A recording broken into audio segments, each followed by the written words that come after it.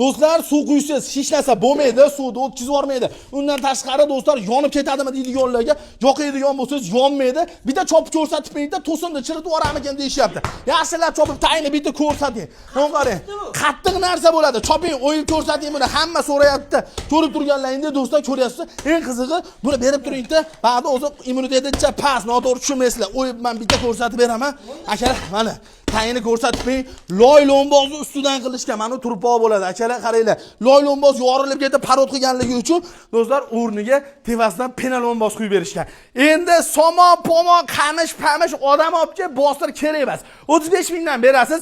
O'zi keladi, xomashyo usta haqi hamma yo'q ichida qilib, cho'tka holatda bosib berishadi 5 santimetrligini. Endi ketaveradi. 7, 10, 15 gacha narxi do'stlar santimetrga qarab oshadi. Eng qizig'i bu tomonga do'stlar vassani o'zini tashlatibdi, aql loy bostirmadi. Birola pena bostirar ekan. Pastga nomer qo'ydim. O'zbekiston bo'ylab xizmat ko'rsatishadi, aloqaga chiqaverasiz.